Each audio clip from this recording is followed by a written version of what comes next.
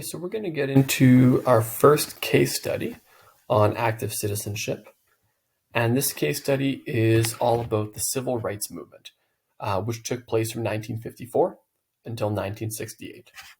I would say there's a good chance that many of you have already heard of the civil rights movement through American media, and just being part of North America, right? This is something many of us know about. But I'm going to start a long time before 1954, right? I want to give you some historical context so that you can really understand where this movement came from. Okay, so really to do a good job here, we'd have to go all the way back to the transatlantic slave trade, which you learned about in Social 10, right? So people were taken from Africa and they crossed the Atlantic Ocean. They were sold into slavery in the various European colonies in the Americas. The vast majority of enslaved people were sold in colonies in the Caribbean and in South America. But still, many ended up in the 13 colonies, which later came to be known as the United States. Okay, so slavery was abolished throughout the Americas in different countries at different times. So if you wanted to pause this video and take a good look at all the different countries of the Americas to learn about when slavery was abolished, now would be your time. But generally speaking, it was throughout the 1800s for the most part. Okay, this story is mainly focused or entirely focused on the United States. Okay, so you'll see that slavery was abolished in different parts of the United States at different times. Okay, so you'll see, generally speaking, the northern states abolished slavery earlier, and the southern states abolished slavery much later. Okay, so the North and the South of the United States descended into civil war, and the topic of slavery was very much front and center in the reasons for the war, right? So the North didn't want the South to be practicing slavery anymore, and the South decided to secede, which means they declared that they were now independent from the North, that they were their own country. And then the North said, nope, and they sent their military and attacked the South to force them to stay as part of a united states, right? And so the North ended up winning, and the United States remained united in the end. And when the war was over, there was a brief period known as Reconstruction. So you got the years there from 1865, which was the end of the Civil War, until 1877, right? And during this Reconstruction period, the Constitution experienced a few changes. All right, so we call these changes amendments. So in 1865, the 13th Amendment outlawed slavery. Okay, and then 3 years later, the 14th Amendment extended citizenship to all persons born in the USA and gave equal protection of the laws to all citizens. And then we had the 15th Amendment in 1870, which guaranteed suffrage for everyone, regardless of race. Now, in this case, we're talking about men. Okay, so technically speaking, according to the Constitution, that did include black men in the United States, including the southern United States, right? Now, it is worth remembering that during this Reconstruction period, the federal armies, so like the national armies, they occupied much of the South during this Reconstruction period and ensured that Black Americans were being integrated to a certain extent into mainstream society. And they ensured that these new rights and freedoms, which were meant to apply to African Americans, were in fact extended to those citizens. Okay, however, those armies didn't stick around forever, right? So those armies left at the end of the Reconstruction period. And then when those armies left, gradually the southern states and all states were given a lot more autonomy and more capable of making decisions for themselves. And it was left up to the states themselves to ensure that citizens were given these rights, right? So that meant that southern states, many southern states, started to take advantage of this fact by imposing restrictions on their Black citizens and restricting the rights and freedoms of their black citizens. These came to be known as Jim Crow laws. And then later you're going to learn about some voting restrictions that also took place. So the Jim Crow laws enforced something called segregation. Segregation is when different groups of people are kept separate based on race. Okay, so if you take a look at these pictures, right, you'll see jobs could be posted, and in the jobs they could state that only white applicants will be considered, right? Or businesses could state on their signs that only white citizens would be served, right, by their business. And then there was segregation when it came to waiting rooms. There was segregation when it came to restaurants. There was segregation in schools, all aspects of society, neighborhoods, everything segregated, right? So neighborhoods for Black Americans, neighborhoods for white Americans. Okay, so these Jim Crow laws, these were actual laws written into their legal system that enforced racial segregation, right? Segregation means separation, right? And these took place in the southern United States from 1890 until 1960, right? So that's a long time, right? That's a long time, right? So those were the Jim Crow laws. Now, the term Jim Crow, it came from a song, right? There was a white comedian whose name was Daddy Rice, and he had a song, and he performed this song throughout the United States.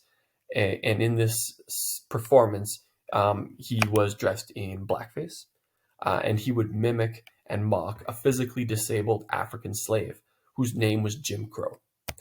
And so the term Jim Crow just later became a racial slur in reference to African Americans. So these laws came to be known as the Jim Crow laws because they were laws that applied to African Americans and restricted their rights. Okay, in addition to the Jim Crow laws, there were also laws which led to disenfranchisement, right? Disenfranchisement means that you were not given the right to vote.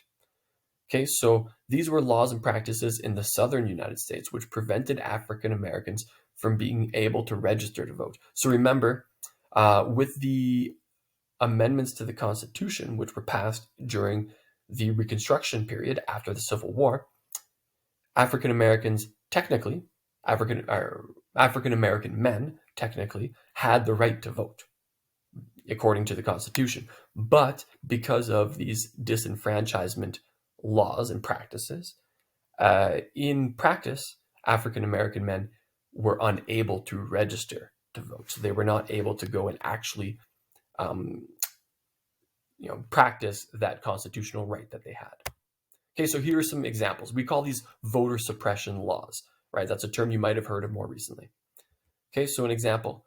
If an African American tried to register to vote in some southern United States during the Jim Crow period, their name and their address was published in the newspaper, which you can imagine would be very dangerous. Remember that this is during the height of terrorist organizations such as the Ku Klux Klan, right, who terrorized African Americans and ensured that segregation prevailed and ensured that disenfranchisement prevailed, right? Or another one from another state would be the poll tax, where all new voters must pay a fee for every year they weren't registered before they can register, right? So if you were, let's say, 30 years old, right? Well, if you didn't register to vote when you were 21, well, why didn't you, right? Now you have to pay a fee for every year between the year that you reached the voting age and the current year, right? So that's very expensive. And remember that at this time, African Americans, especially in the southern United States, were for the most part very, very poor. So this poll tax was a huge deterrent. Okay? Or the voting voucher, right? Where in order to register to vote, you have to be able to find somebody else who is willing to vouch for you, right? So, and that someone else has to be a registered voter themselves. So you have to be able to find somebody who can do that for you. Okay. At the same time, African American poverty and marginalization were rampant and widespread. Okay, so in class, I'm showing some clips from Selma. Okay, so you will get to see those clips in class, and they are clips that really show you the suppression laws, right? The voter suppression laws, the Jim Crow laws, and they let you see what it felt like at the time. Okay, so this next section is on responses to injustice. Okay, so when people live in a society which has different forms of injustice, how are individuals meant to respond? What is the role of an individual in that situation? So many individuals responded in many brave ways during the civil rights movement. And we could spend a year talking about each and every one of them, but this is a high school social studies class, so we're just going to focus on the two famous ones, right? So we're going to learn about Rosa Parks, and we're going to learn about Martin Luther King Jr. Okay, and they were both part of something called the Civil Rights Movement. The Civil Rights Movement practiced many forms of active citizenship. Here we're going to focus on its practice of civil disobedience. Okay, so let's start with Rosa Parks. She was a member of the National Association for the Advancement of Colored People, and her civil disobedience took place when she refused to give her seat to a white person in a segregated bus. Okay, so at the time, in certain states, buses were segregated. Okay, and so there were spots in the bus that were for white passengers, and there were spots in the bus that were for black or colored passengers, and then there were certain sections sometimes which were sort of like a flex section. So people of color could sit in those seats until the white section was full, and then the people of color would have to move out of that like flex section. That'll be important when you watch a video pretty soon here. And so her actions got her arrested. She lost her job. She received death threats for years, right? That she put her life in danger by doing this. However, it did lead to the Montgomery bus boycott, right? And the Montgomery bus boycott was a successful boycott. And I'm going to get you to actually watch a video about this bus boycott, right? It's 12 minutes and 44 seconds, and it is the next video in this playlist. And it might actually be a good idea to pause this video right now and go watch the Montgomery bus boycott video. And then when you're done watching that, then come back to this video when you're ready. Okay, so go ahead and do that now. Welcome back. Okay, so you learned about the Montgomery bus boycott. Now let's learn about another civil rights activist, probably the most well-known civil rights activist. He was an important leader, and he was a Baptist minister. His name was the Reverend Dr. Martin Luther King Jr. Now, he led many forms of peaceful civil disobedience and protests, some very important protests as well.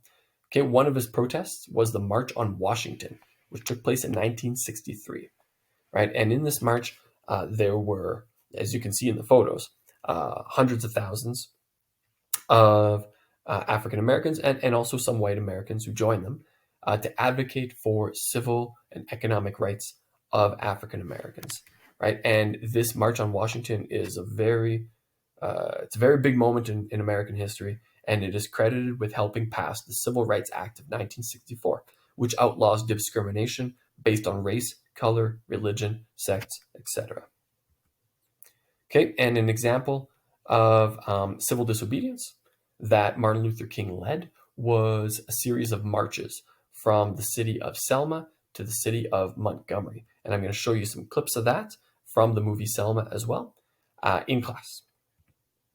Okay, now this march led to the Voting Rights Act of 1965 being passed. And this was the federal government stepping in and passing a law which ensured that no state could prohibit racial discrimination of voting. Okay, so because of this law, the southern states were no longer able to practice their disenfranchisement, right? So their voter suppression laws were now abolished because of this Voting Rights Act of 1965. Okay, and then we got a clip from the movie that I'm going to show you in class. Okay, and then just a few years later, we have the Civil Rights Act of 1968, which was the Fair Housing Act, right? And that did away with racial segregation when it comes to like housing neighborhoods.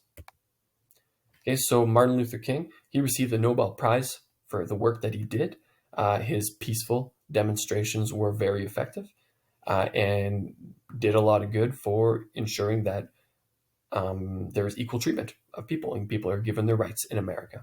However, he was assassinated, which means he was killed in 1968. Okay, that is all I've got for you on this case study. Okay, and I hope you learned a few things.